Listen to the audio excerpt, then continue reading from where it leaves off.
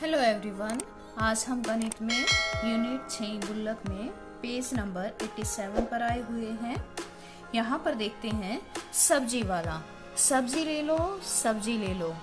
और एक सब्जी बेचने वाला होता है और वो आवाज लगाता है।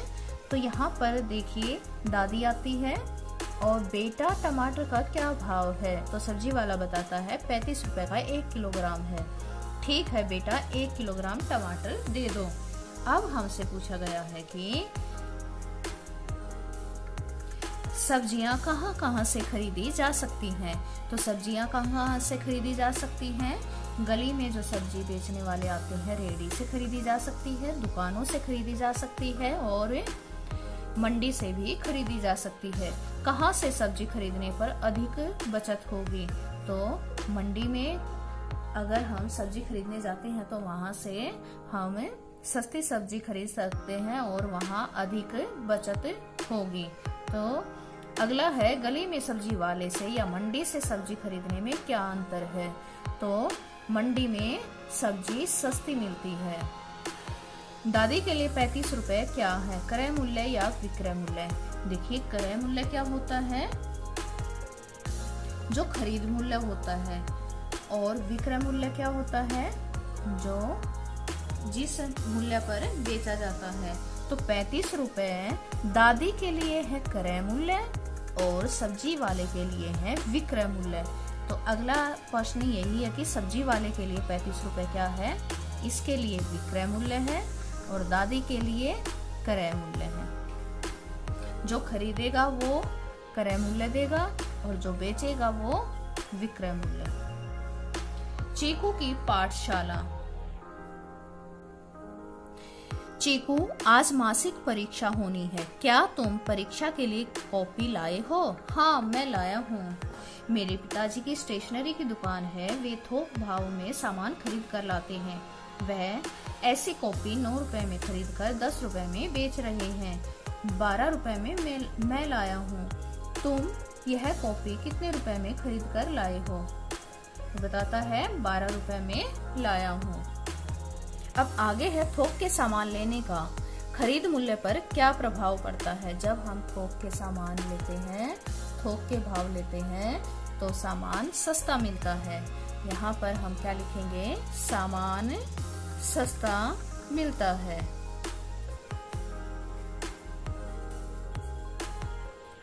फिर है मिकी बंदर के पिताजी को 1 दर्जन कॉपी बेचने पर कितना लाभ होगा? ये देखिए 1 दर्जन कॉपी कितनी होती है? 12 कॉपियां।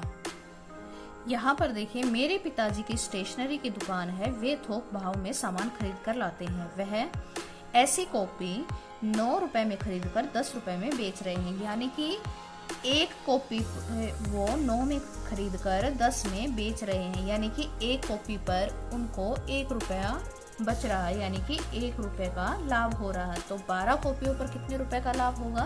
12 रुपए का।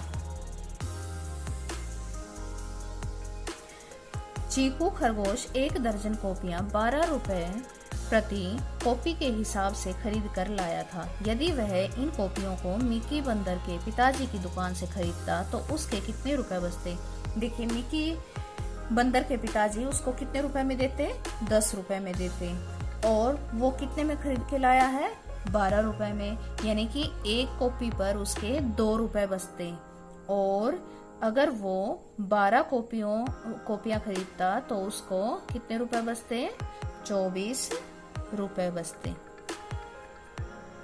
हमें कई दुकानों से भाव क्यों पता करना चाहिए? क्योंकि किसी भी दुकान पर सस्ता सामान हमें मिल सकता है और अच्छा भी मिल सकता है। फिर है पिताजी ने मिकी बंदर को खरीदी गई व बेची गई वस्तुओं की एक सूची दी है, आप तालिका भरने में उसकी मदद करें।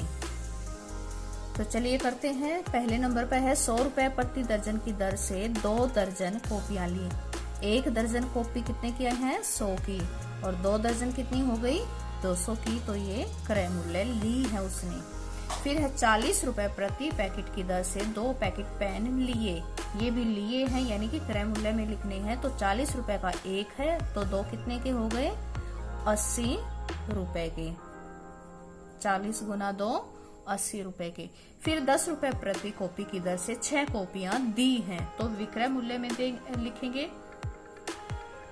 तो एक कॉपी 10 में दी, 6 कॉपियां 60 रुपए में दी। रुपए का मैं ये वाला निशान लगा दूंगी। 5 रुपए प्रति पेन की दर से 8 पेन दिए, तो एक पेन दिया 5 रुपए का और 8 पेन दिए 40 रुपए के। 20 रुपए प्रति रजिस्टर की दर से 9 रजिस्टर दिए, तो 9 रजिस्टर दिए, तो 20 रुपए का एक रजिस्टर है और 9 रजिस्टर कितने के हुए? 180 रुपए के। आगे है 20 रुपए प्रति पैकेट की दर से 15 पैकेट लिए, पेंसिलों के 15 पैकेट लिए, तो 20 एक पैकेट का रेट है, तो 15 कितने के आए? लिए हैं, तो यानी कि क्रय मूल्य में लिखेंगे 300 रुपए हो गए। और फिर है 30 रुपए प्रति ज्योमेट्री बॉक्स की दर से 25 ज्योमेट्री बॉक्स लिए, तो 30 गुना 25 कितने हो गए? लिए हैं, तो क्रय मूल्य में लिखेंगे 750 रुपए। 3 रुपए प्रति पेंसिल की दर से 38 पेंसिलें दी, तो दी हैं, विक्रय मूल्य में लिखेंगे और 38 की 3 से गुना करेंगे, तो 38 दिए 114 रुपए। तो इस प्रकार हमारी ये सारणी पूरी होती है। आप भी इस सारणी को अपनी बुक में भी और कॉपी में भी सुंदर सुंदर राइटिंग में करेंगे।